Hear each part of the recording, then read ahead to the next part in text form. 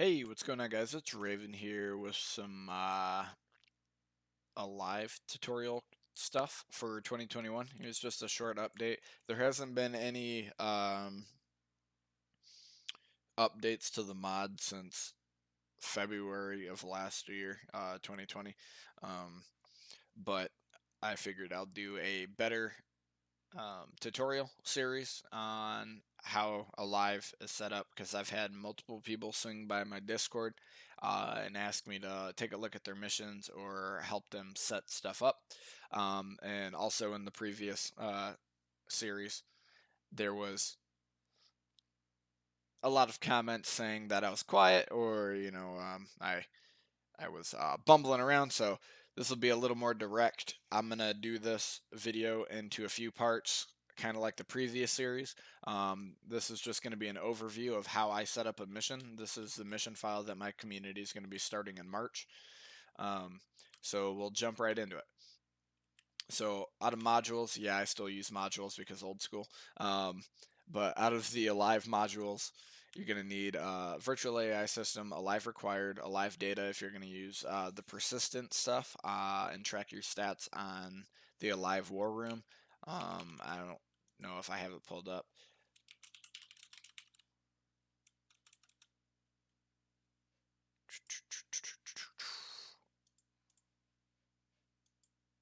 Don't send me emails.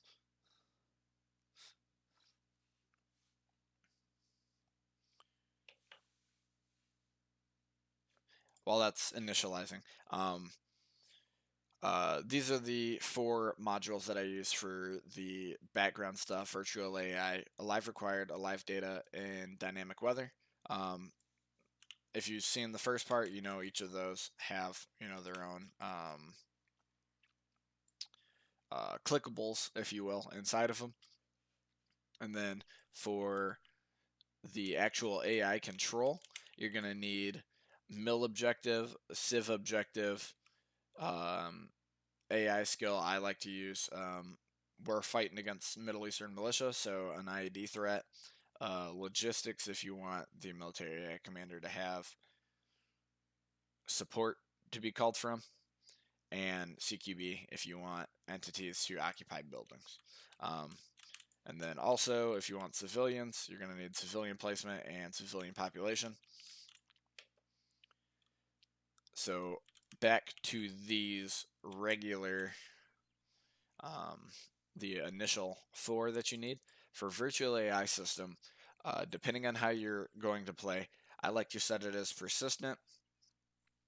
I like to set it as only virtualized synced units, because if you do this, it'll take way longer to launch up your mission file because it'll virtualize all of the units that you place in the editor. So say you want a HVT in a specific sector and you want them virtualized by Alive, you would utilize the second option here. But for this instance and what we do, I like to set it as only virtualized synced units. So for spawn radius, it depends on the map for me, in my personal opinion. I like to set it based off of this the size of the map. So Anase is approximately like a 10 by 10 map. So for right here, I have it set as 1,500 meters. So going back into the map, 1,500 meters from a player. So our player spawn here. So it's like 1 kilometer and then 500 meters. So about right here is where AI can start spawning in, if that makes sense. And then for the heli radius, it's only 500 meters. You can set it to 0 to disable it. We have a lot more helicopter pilots now, so for them to be able to see something, I bumped it. So when they're flying, they're not spawning stuff all the way across the map, just in the path that they're flying in. I don't want planes like A-10s or UAVs or anything like that to spawn AI, so I have both planes and UAV set to 0 to disable it. A live limiter. So by default, when this first starts, the active limiter is set at, sorry, I had a hiccup there. the active limiter is set at 144 groups. So depending on the server you run and how many players you have, uh, I personally like to decrease it. That way, there's much more virtualized entities um, in a given area rather than having, you know, low frame rates with 144 groups. Because when it says groups, it means like squads or fire teams, not individual entities. Virtual unit speed, if you decrease this, it'll or if you change this, it'll basically set how fast the unit moves across the map. So I want it to be normal, so I have it set as none. But if you were to say set it at 25%, they'd move across the map in a very slow manner.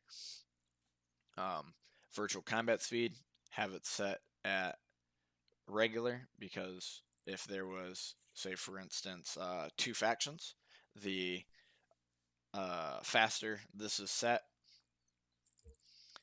it'll it'll quote unquote resolve the fake battles faster. Pathfinding, I don't use it. Sea transport, we're playing in a desert. There's no water. Smooth spawn, I don't change this. I just leave it as is.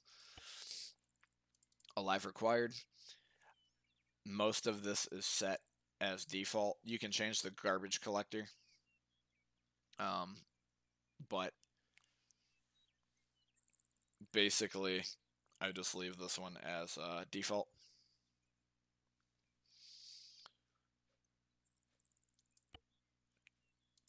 Data, if you're going to use the Alive War Room, which is this guy right here. I didn't mean to click mine, but it tracks your stats. It tracks, operations you've been in, how many kills you got, so on and so forth, how many pews you've laid out, what role you're in, and then for your group, it shows uh, the group's operational capacity. So it shows literally all the stats. For my group, this is literally it. And there's scrollable options. But if you're going to use the Alive War Room, you're going to want to set it to cloud. I have it set to save the mission time, save roadblocks, outpost, enable the chat kill feed. So I leave this to none, or I set it to none.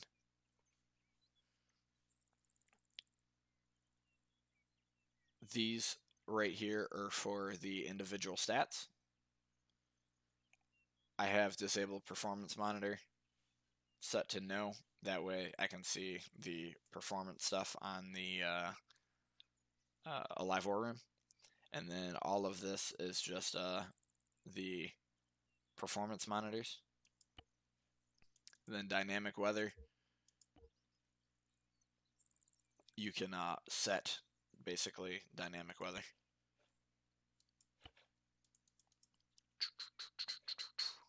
So as for the other modules, you have your military AI commander. I clicked the wrong button. You have your military AI commander. So persistent, yes. Control type, asymmetric. You have three options. You have invasion, occupation, and asymmetric. We're fighting a insurgency, so asymmetric is the way to go. Installations, as that says, it's just pre-placed installations.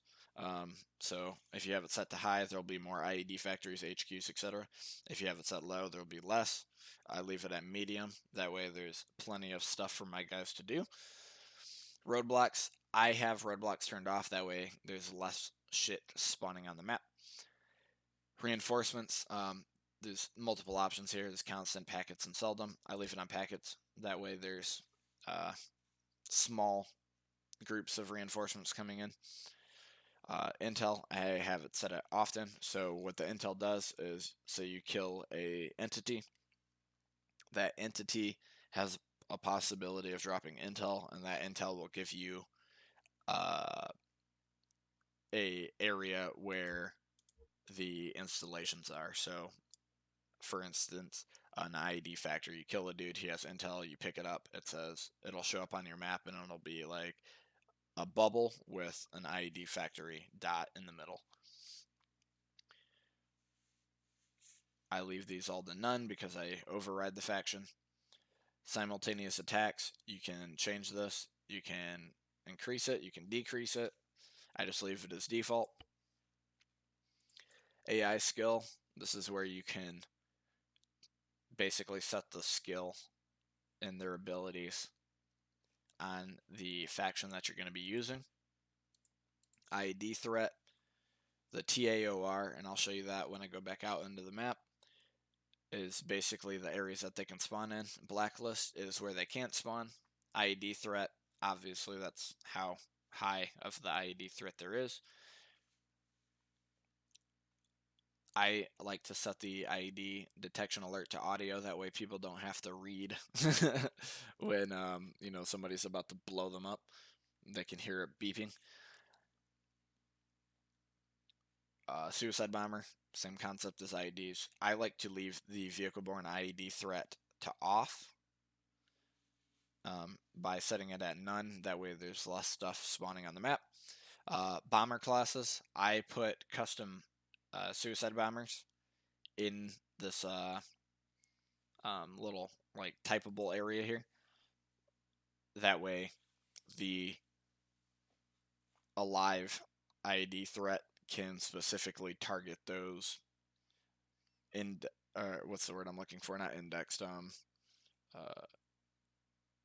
There's specific factions that are alive compatible. So basically, I put the alive compatible guys that I want to use in this section here. That way, instead of having a vanilla Arma dude running around with the suicide vest, we have Middle Eastern militia looking guys.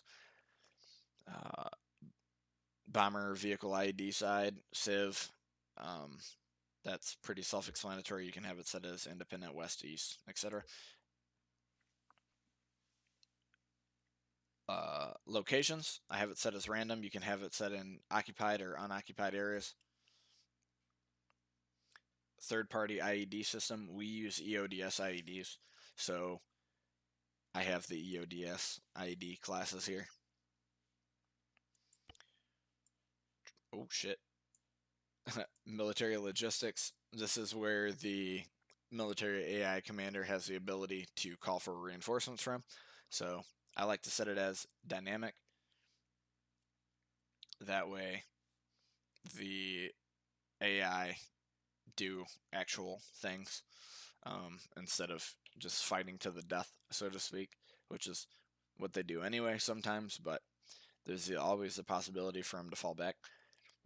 Persistence, once again, yes. Force pull, this is how many AI you can set. You can set it as infinite. You can set it at dynamic. You can set it at 20,000 motherfuckers. You can have it set at 50.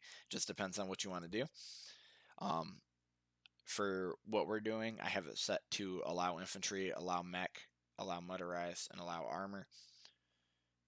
Helicopters, the faction doesn't have helicopters, and planes, they don't have planes. And then for air transport assets, I have it set at faction only. This works if you're doing like a Russian sort of campaign or something with the faction that has like, jets and helicopters and whatnot. That way it's not, once again, spawning vanilla Arma assets. So for CQB, this is where you give the information to Alive to have entities spawn in civilian buildings and whatnot. You can have it set at strategic or civilian. I like using civilian, that way it's like random and there's a crap load more buildings.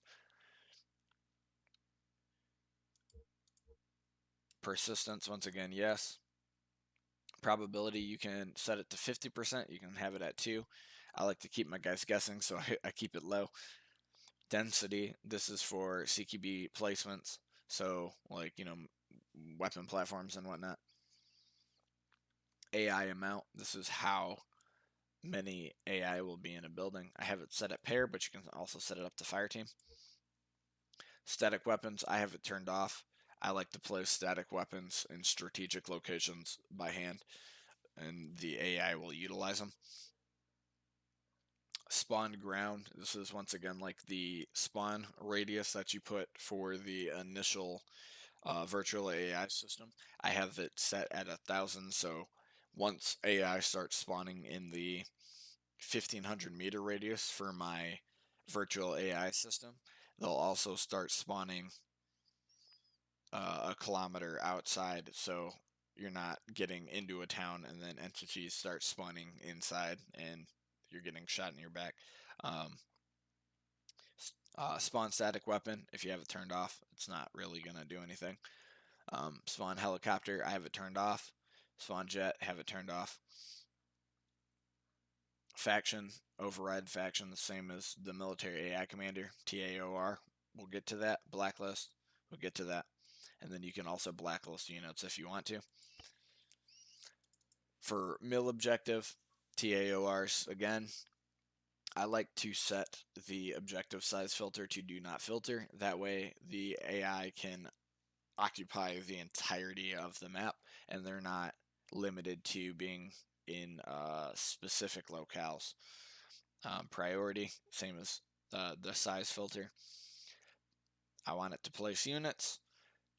For size, you have multiple options here. For what we're doing, I set it at 200, and then I override the amount of groups that can spawn off of this 200. Force weighting, I set it at random because I override it. Readiness, I like to set it at 50%. That way, half of that 200 is like ready to fight, and the other half is you're catching them with their pants down. I want to create a HQ. I want to create a field HQ. There's no air unit, so I have that turned off. I want supplies to be placed. Ambient vehicles I have turned off. That way there's less stuff spawning on the map, which increases load times, or decreases load times. Ambient guards I have set at high, and then the force faction is the override faction. Civ objective, same concept. How many AI you want in a given area, override it. Force faction. And then for civilian stuff, sorry, I had a cough there. For civilian stuff, I want civilians to spawn outside of the 1,500-meter radius. That way, my UAV guy can tell me if there's civilians in the town that we're approaching. Heli, don't want helicopters to spawn civs in. Same with planes. Activity, I think this is default at 30. I just decrease it down a little bit. That way there's less going on, less for the server to process. Hostility is where you set the initial hostility for that faction. So in a layman's terms, if you have it set at low and you go into a village and you murder a bunch of civilians, it's gonna start tacking up to high. And once you hit the high or extreme level of hostility for whatever faction you're playing as, Blue 4, Op 4, Independent, the AI will no longer want to cooperate with you. For civilian roles, depends on what you're doing. If you're doing Middle Eastern or Russian, or you're Russian fighting in the US for some reason, or you're whatever the case may be, you can set it as Eastern or Western. Enable interaction. I like to enable interaction. That way you can go up to a civilian and then ask them questions such as, have you seen any IEDs, or do you know where any insurgents are, or so on and so forth. You can ask them where they live. Limit interaction. This is cool. I didn't notice this the first time around when I did the first tutorial. The limit interaction, what you can do with this is, say for instance you have a special forces ODA team and you only want a specific guy such as an Intel NCO, or like say you have an interpreter in your group, you can limit the interaction to just that specific person via the player ID. And with that, that is the only person that can talk to that civilian.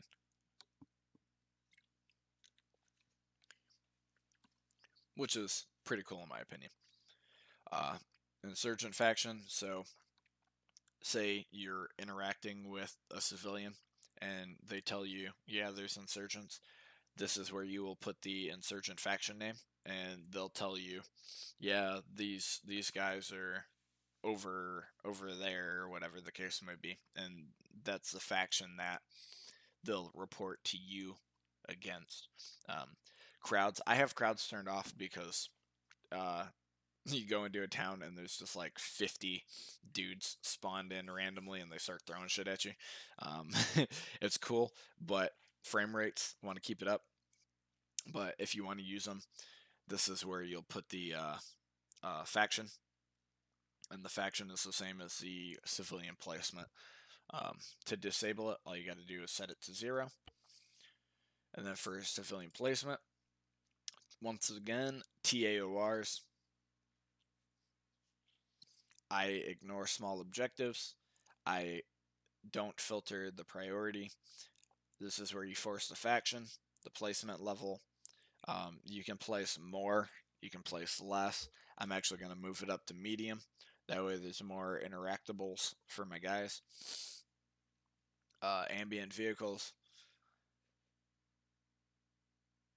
I don't like to use ambient vehicles because frame rates. And then ambient vehicle faction, same as the civilian faction that you're using. But as far as all of the TAOR stuff goes, how I set it up is I do 1 square for the blue 4 or op 4, whatever faction you're playing as. I do that for the initial, like, quote unquote protected bubble around your base. That way there's nothing that's going to spawn in here and steal your shit. However, for the large scale scheme of things, I have the op 4 bubble that covers the entirety of the map. You can do more than one, as seen with like all the civ objectives. So you could have op 4 and then another op 4 and then another op 4 and then another op 4. But for simplicity's sake, I just do one large bubble for the op 4 TAOR, and then I have them also spawn in the civilian sectors as well. So for civilian sectors, you just go into the wrong button. You just go into the markers, areas, and then you'll drag out your area, whether it's an ellipse or a rectangle, and then to name it, you're going to name the variable name whatever you want the TAOR to be called. So if you have 4 op 4s, you can do op 4 1, 2, 3, 4, and then that has to reflect on the placement modules for Alive. But this is just going to be part 1. I'll go more in depth on each individual module and stuff in relation to what the Alive Wiki says. If you have any questions, leave them below. Feel free to swing by our Discord. This is just a spur of the moment. Let's do a quick update on the Alive War Room stuff. And hope you guys enjoyed. Hope you guys learned something. If you have any questions, like I said, leave them below. And as always, if you guys like this sort of thing, make sure you leave a like. And definitely subscribe, because it helps me out a lot. Makes me know that you guys want to see more of this sort of English is hard. Makes me know that you guys want to see more of this sort of thing. So I hope you guys enjoyed. Make sure you do all that fancy jazz for me, and hope to see you guys in the next one. Cheers.